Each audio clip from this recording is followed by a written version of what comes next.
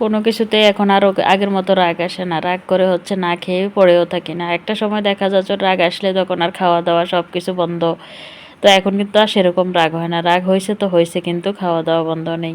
তো hello everyone, কেমন আছেন সবাই? জাস্ট ফান করে কথাটা বললাম। আশা করি ভালো আছেন। চলে আসলাম রান্নার রেসিপি নিয়ে। আজকে সকালে ঘুম থেকে উঠে আজকে কয়েকদিন বেলা যখন দেখি বৃষ্টি হয় চারিদিকে, তো কিছু তো করার নাই, বৃষ্টি হচ্ছেই পুরো বাংলাদেশে মেবি। এখানে আমি আজকে খিচুড়ি রান্না করব। রুটি বানাতে প্রতিদিনই ভালো লাগে না। খিচুড়ির জন্য ২ রকমের ডাল আর হচ্ছে সামান্য আলু ভাজি ছিল, আলু ভাজিগুলো দিয়ে দিলাম। তারপর একটু একটু করে যত ধরনের মশলা আছে সবই তো দিলাম, তেজপাতা, দারুচিনি, এলাচ এগুলো অ্যাড করে দিলাম। তো শুরুতে ডালটা যেহেতু একটু সিদ্ধ করে নেওয়া লাগে, তো আমিও সেম ডালটা সিদ্ধ করে নিলাম। এখন হচ্ছে চিনি গুঁড়া চাউল দিয়ে আমি খিচুড়িটা রান্না করব। ঘুম থেকে উঠে হচ্ছে বৃষ্টি ভেজা সকালবেলায় কিন্তু খিচুড়ি হচ্ছে ডিম ভাজি দিয়ে অনেক বেশি মজা লাগে। তো আমি চাউলটা দিয়ে কিছুক্ষণ পানি দিয়ে কিছুক্ষণ পরিমাণ মতো পানি দিয়ে আবারও লাড়িয়ে দিলাম। তারপর ঢাকনা দিয়ে হাই আছে হচ্ছে জাল করে নিলাম। তো দেখতে পাচ্ছেন সুন্দরভাবে আমার খিচুড়িটা কিন্তু রান্না হয়ে গেছে। খিচুড়িটা রান্না হয়ে গেলে আমি লাস্ট টাইমে একটু ধনিয়া পাতা দিয়ে দিলাম। তো সকালের খাবার দাবারের জন্য তো খিচুড়ি রান্না করলাম, এখন ডিম ভাজি করতেছি। এখানে আমরা ২টা ডিম ভাজি করলে চলে, যেহেতু আমরা ৪ জন মানুষ ছোট বড় মিলিয়ে ২টা ডিম ভাজি করলে আমাদের এনাফ সুন্দরভাবে হয়ে যায়। তো ডিমও ভাজি করে নিলাম। ডিম আর খিচুড়ি সকালের খাবার ছিল।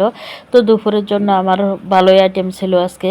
এখানে আমি লাউ রান্না করব। লাউ রান্নার জন্য হচ্ছে পেঁয়াজ রসুন পেস্ট করে নিলাম, রান্নার তেল দিয়ে দিচ্ছি, চিংড়ি মাছ দিয়ে লাউটা রান্না করব। সাথে চিংড়ি মাছগুলো দিয়ে দিচ্ছি। চিংড়ি মাছটা আমি ভালো করে ফ্রেশ করে রাখছি, পরিষ্কার করে। কাঁচামরিচ দিয়ে দিচ্ছি, একটু হলুদের গুঁড়া, লবণ, জিরার গুঁড়া দিয়ে দিব এখন। তারপর একটু পানি অ্যাড করে দিব। এই ফাঁকে হচ্ছে পানি অ্যাড করে দিয়ে মশলাটা কষিয়ে নেব, চিংড়ি মাছটাও কষানো হয়ে যাবে। তো এখানে আমি মশলাটা কষিয়ে নিব, সাথে যেহেতু চিংড়ি মাছ দিচ্ছি চিংড়ি মাছটাও সুন্দরভাবে কষিয়ে নিলাম।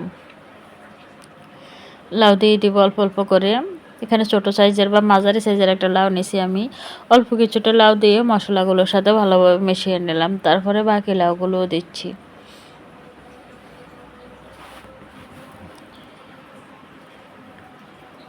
সুন্দরভাবে কিছুক্ষণ ঢাকনা দিয়ে রাখলে, কিছুক্ষণ হচ্ছে ঢাকনা দিয়ে রাখার পর লাউটা যখন একটু সিদ্ধ হয় তখন অনেকখানি কমে আসে, তো আবারও লাড়িয়ে দিচ্ছি।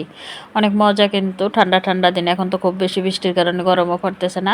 চিংড়ি মাছ দিয়ে লাউ রান্না করলে ভালোই হয়, মজা হয়, আলহামদুলিল্লাহ অনেক বেশি ভালো হয়েছে।